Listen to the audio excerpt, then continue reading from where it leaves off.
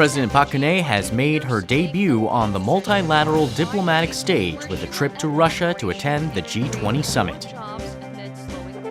The recent G20 meeting was expected to focus on the issues of global economic growth and job creation. President Park Geun-hye plans to meet with global leaders to create an opportunity for her sales diplomacy. World leaders will be discussing pending economic... Presidential Office correspondent Eoh Jin-joo reported live from Russia via telephone and delivered the latest coverage.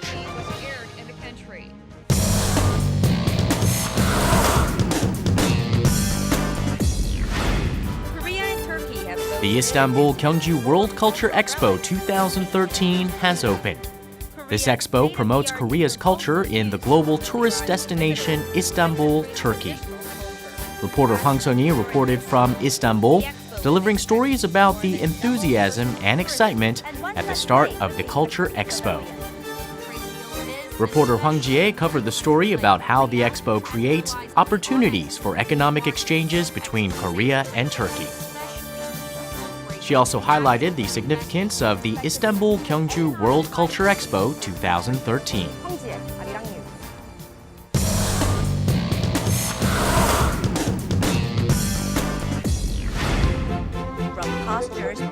The Seoul Philharmonic Orchestra and Korea's classical music maestro Chung Myung-hoon have come together to promote young musical talent.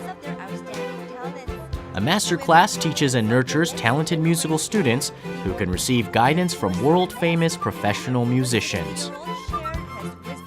Cultural correspondent Park Ji-won covered the story about the special master class where young musicians get a lesson in conducting from the best. Arirang News.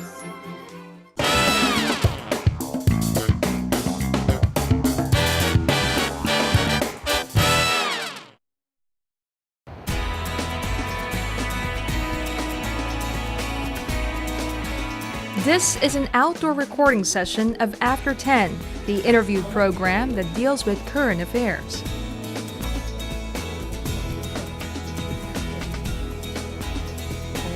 And there is a familiar face. It's Sean Lim, who partners with me on Primetime News.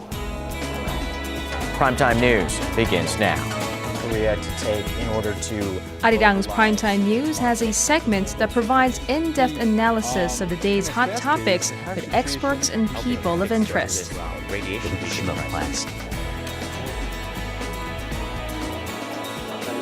Sean has accepted an offer to be co-host of the 30-minute interview program in addition to his news anchor duties.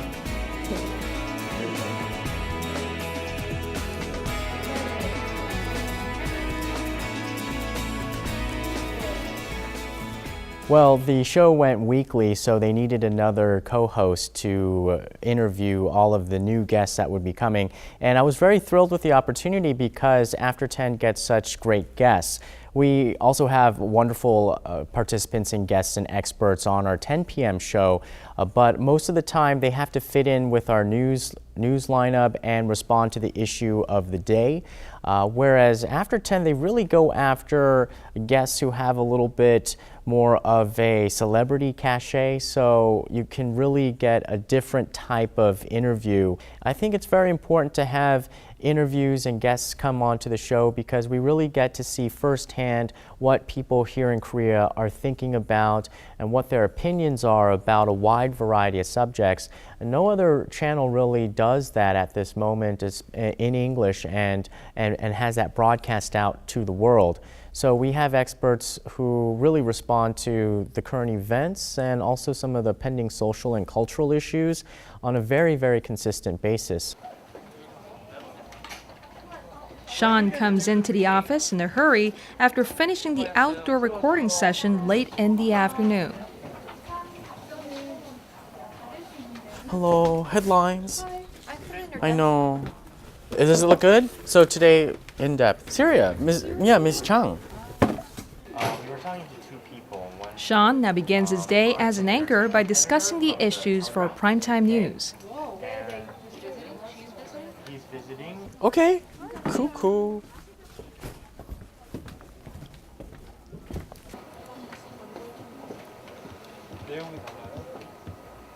He researches the stories that have been updated for his anchor leads.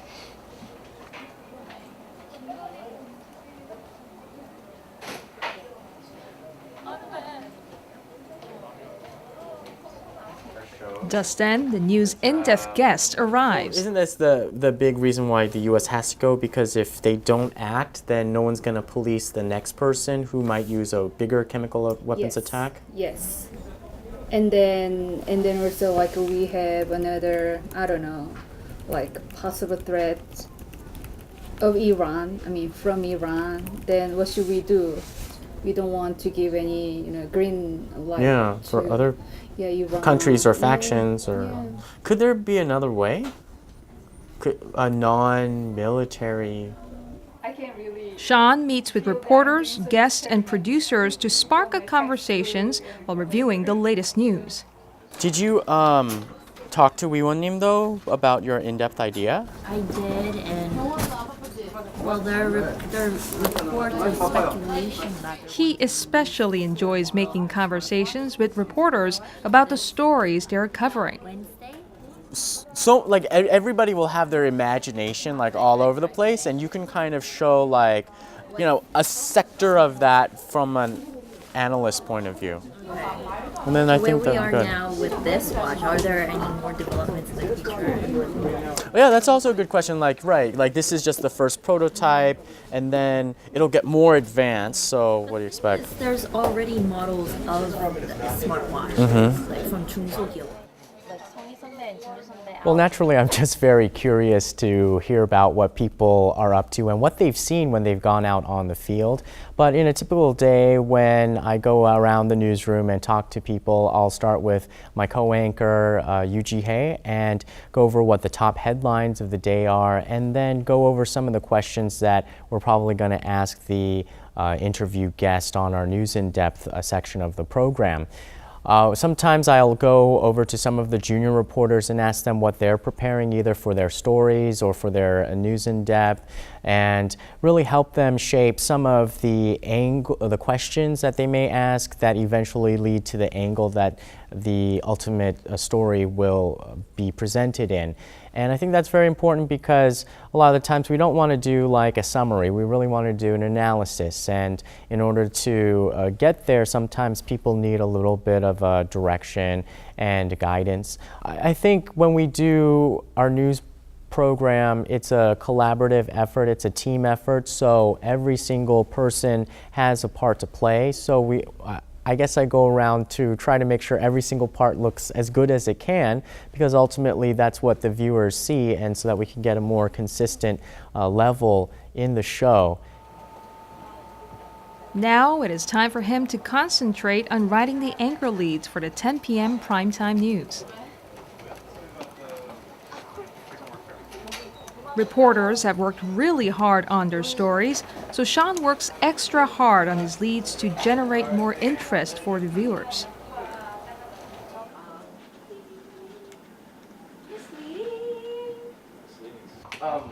No, they said it was 4 minutes and 30 seconds, so there was nothing to cut. What's going on here? Look at the wall. An unexpected situation happens. A staff member forgot to turn the air conditioner on. And the two Koreas have yet to agree on... Really, really hot in here. In those times that Panmunjom is closed, we begin this evening with... The broadcast equipment lets off heat and the situation gets worse. I don't have any other symptoms.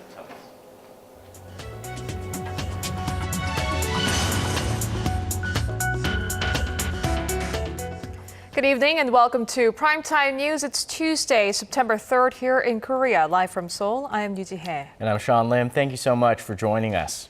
We begin this evening with two Koreas at odds. Despite marathon talks on Monday over the resumption of the joint industrial... The studio is getting hotter, but the anchors have to deliver the news despite the discomfort. The answer might be a yes. Our Han Dang tells us more.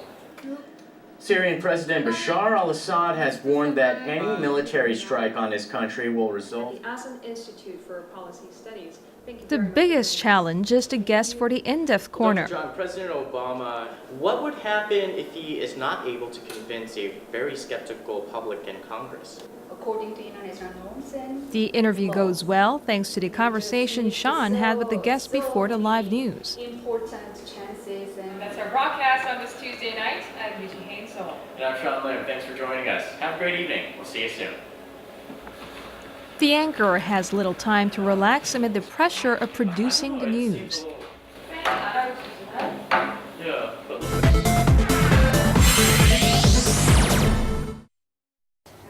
Possibly, because that's what the defense minister says. Right. But So yeah, look into that and then see. You know, Yeah. you could put like the South Korean angle on this whole Syrian conversation. right, yeah, but All right, I think that'll be okay. And then in the process, we can update our own Syria story yeah. and Yeah. just have that all go out Right. together.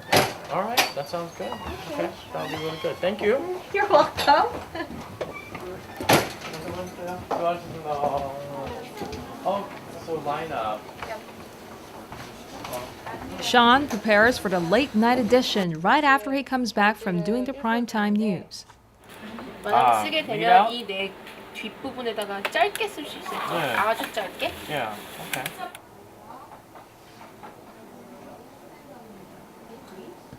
Sean anchors the late night news by himself. He has a lot of duties throughout the newscast.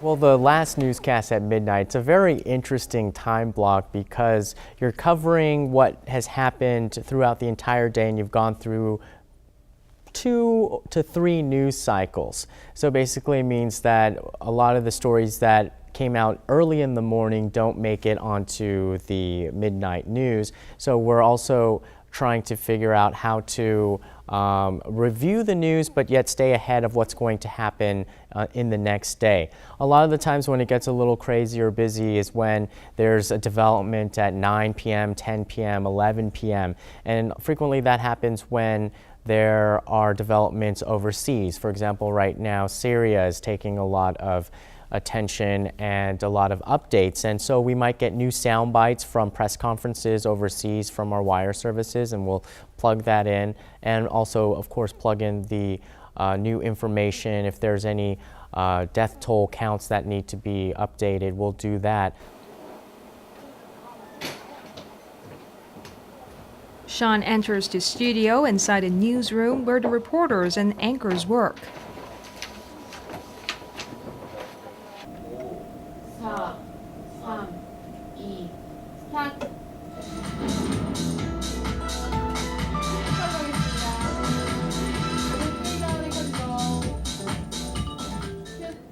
Welcome to Arirang News. I'm Sean Lim, and this is Late Night Edition. Seoul and Pyongyang are in limbo. They have yet to agree over when they should like to restart operations. Whether the regime Within 20 to 30 seconds, Sean delivers the news in a concise and effective manner. The nation's tourism industry. Paul Yi reports on the lingering debate, though, over more leisure time.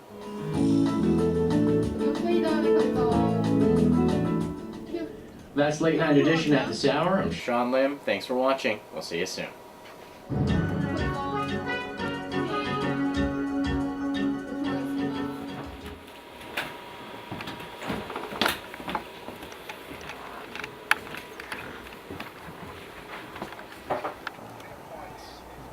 The late night edition has finished, but Sean doesn't leave the office.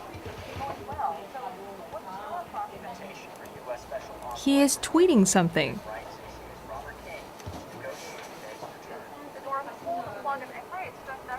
Unlike other anchors, Sean promotes Arirang News on SNS.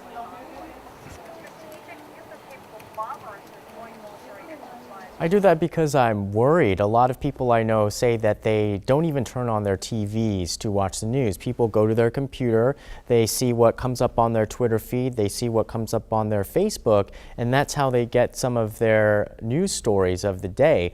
So I feel like sometimes when we have a very interesting guest who said something very insightful, I'd like to cut it down and upload it onto YouTube and then share it via a social networking like Twitter or Facebook. I think that is the future of the way that the news business is going to go. We definitely need to have the TV component, of course, but I think it offers another way for us to share all of the hard work that everybody has put in to create a 30-minute newscast, to put it into a different format and have it continue to be shared and lived on way after the broadcast. As the night falls, Sean is alone at the office. It's not just because of the tweeting, there's another reason he doesn't leave his desk. The next day, the following night, his first appearance on the current affairs interview program After 10 will be aired.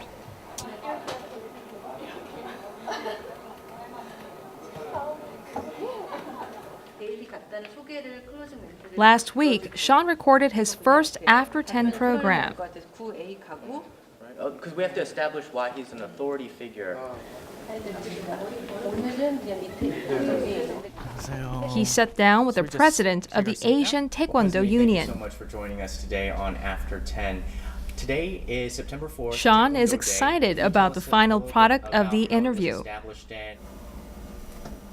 Good evening and welcome to Primetime News. It's Wednesday, September 4th here in Korea. Live from Seoul, I'm Eoh Jin-joo.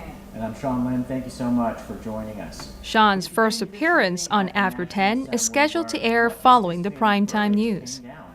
Many are wondering whether the North Korean regime has turned over details on President Park's next round of diplomacy. And that's our broadcast on this Wednesday night. I'm Eoh Jin-joo in Seoul. And I'm Sean Lim. Thanks for joining us. Have a great evening. We'll see you soon.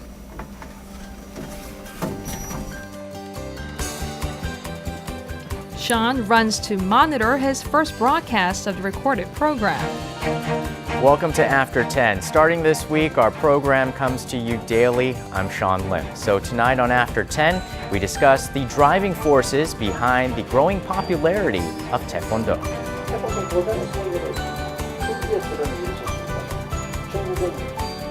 이러한 관점에서 이러한 사업을 우리가 권장하고 있고 We look forward to Sean's future encounters with interesting people on After 10 and as news anchor delivering the latest in current affairs news. I'd like to be able to expand the range of guests and experts on both programs, and I think perhaps my role in both shows will create a synergy effect. We can try to see if we can really expand the even geographical range of our experts. We've tried before in the past with phone interviews, and though those are okay, but now with Skype and Google Hangout, I think we're going to try to incorporate more technology into our show so that we can get as diverse a pool of opinions as we can on any type of issue that we decide to cover. I also think it's very important for us to move ahead with new media components of both shows, so I'll be definitely pushing for that as well.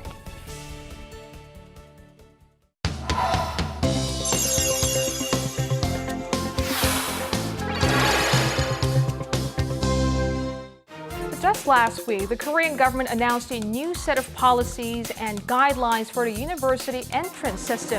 It's the 16th revision of its kind since 1948, meaning the country has changed its higher education system once every 4 years or so. Now, even though the Education Ministry revised the guidelines with a long-term perspective in mind, Korean students and their parents often complain about the frequent and sometimes drastic changes in admission policies.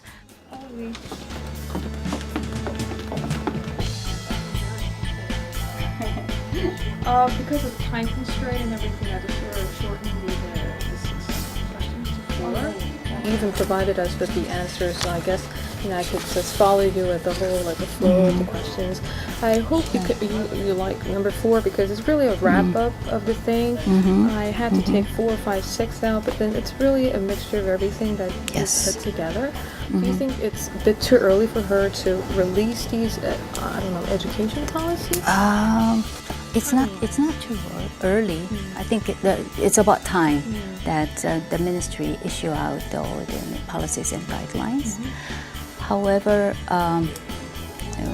it has a mixed reaction from the public, especially from the parents and the students, because we only started to implement the guidelines issued out by the previous government, and then they announced scrapping the policies. So, I looked at your intro, sort of tweak it a little, but it's basically what you're trying to say. I think that's... maybe for the question number 3, according to your outline, I just wanted to talk a little bit about cultural history and the government's role. So 4 major points that you are going to list? I think so, yes. What time my segment will be we'll give you a cue sheet so we know exactly where you play. And you know that this is not more than a minute for each question? Sure. Thank you. 그러면 제가 큐 시트를 가져올게요. 여기 교수님 큐시트 하나 갖다 드릴래요? 네. 여기가 제가 기다리는 데 같죠? 네. 8시 한 10분쯤 저희가 앞에 정리되어 있는데요. Please one stand by. 3, 2, 1, one start. Good evening and welcome to Arirang News. Hope your week is off to a good start. It's Monday. While the North launched business at the park to restart as soon as possible, South Korea is taking a rather cautious stance. Seoul wants to set up regulatory measures first. First plenary session on Monday, lawmakers read a bill requesting approval for Lee's arrest and officially launched deliberation procedures over the matter. With the main opposition Democratic Party reportedly agreeing to go along with the arrest bill.